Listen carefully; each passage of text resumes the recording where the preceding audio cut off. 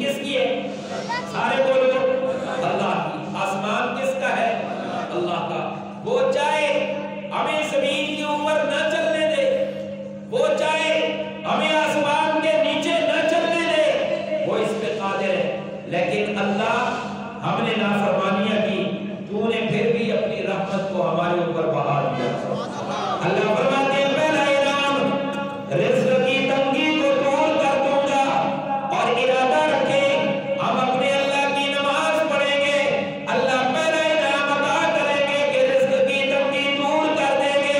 इरादा है इंशाअल्लाह, नमाज पढ़ेंगे। दूसरा इनाम अल्लाह फरमाते हैं हाफिज़ू अलस सलावाति, जो नमाज की पाबंदी करता है, मैं अल्लाह उसको दूसरा इनाम क्या अता करता हूं? जब वो मर जाता है, जब वो मर जाता है, इसे कब्र मिलती है, अज़ाबे कब्र से मैं अल्लाह महफूज करता हूं। कितना बड़ा है, कितना बड़ा। पहले तो देखिए ना, अज़ाबे कब्र से महफूज करता हूं। अब इसमें कितनी बातें। पहली बात तो ये है, मैं अपने तसव्वुर में कहता हूं, पहली बात तो ये है, जो बंदा नमाज पढ़ता है उसको अज़ाबे कब्र से महफूज करता है अल्लाह। मतलब ये है कि पहले उसे कब्र नसीब होती है। सुभान अल्लाह। जो नमाजी है अल्लाह उसे कब्र नसीब करते हैं, और जिसे कब्र मिलती है जरूर उसे कफन भी मिलता है। सुभान अल्लाह। जाके कहो सुभान अल्लाह।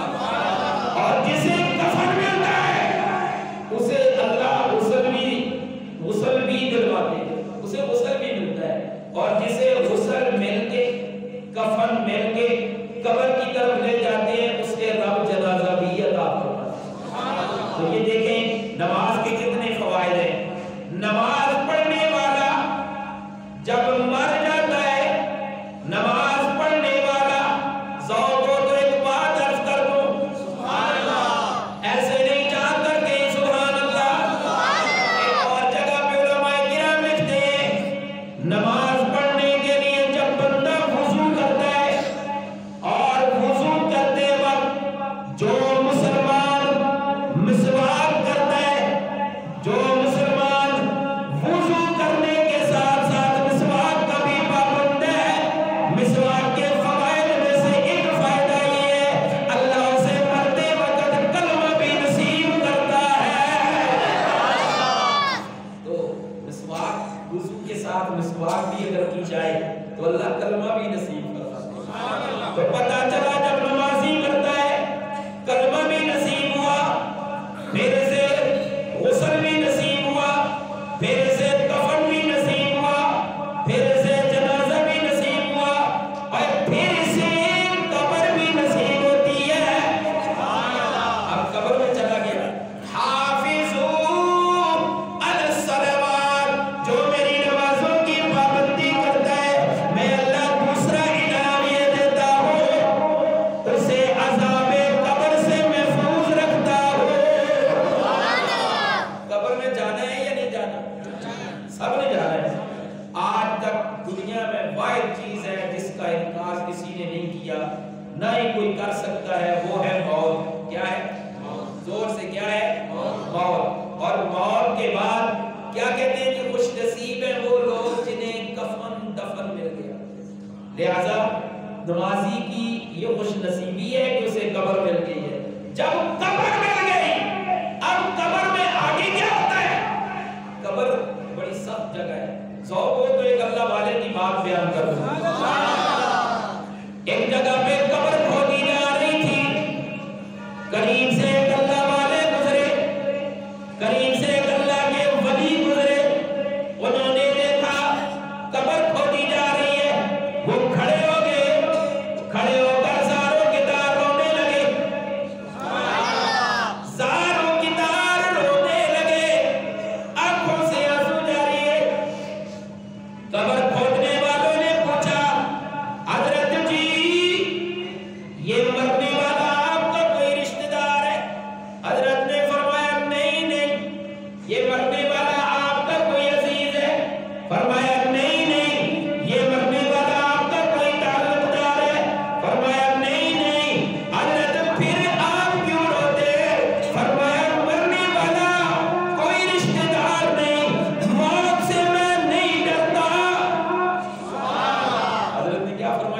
मौत से मैं नहीं डरता, रोता इसलिए हूं इस दो बालिश जगह से डर लगता है।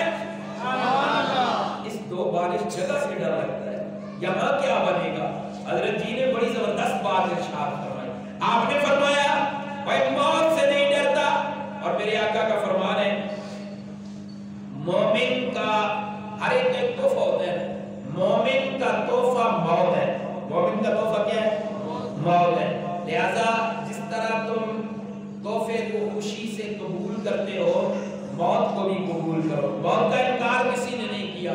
जाना तो है, तौबन जाए या करहम जाए, खुशी से जाए या ना खुशी से जाए, जाना है।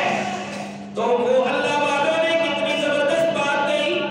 आप फरमाते हैं मरने से मैं नहीं डरता, भाई डरता इसलिए हूं, रोता इसलिए हूं इस कब्र से डर लगता है, यहां अमाल की सजा भुगतनी पड़ेगी।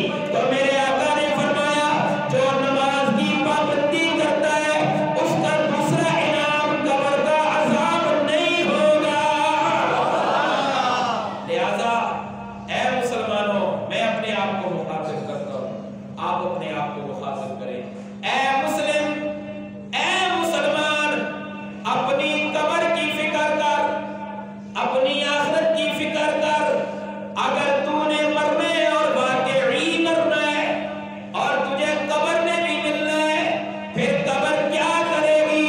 अगर तूने कब्र की सहूलियात अगर तू कब्र की सहूलियात चाहता है तो फिर नमाज की पाबंदी कर। मेरे आका ने वादा किया तुझे अज़ाबे कब्र नहीं होगा। नमाज की पाबंदी करेंगे इंशाअल्लाह। एक और हदीस से मुबारक है जो आपके सामने अगर इजाजत हो तो रखना चाहता हूं, लेकिन इस तरह नहीं आप जाकर गए सुभान अल्लाह।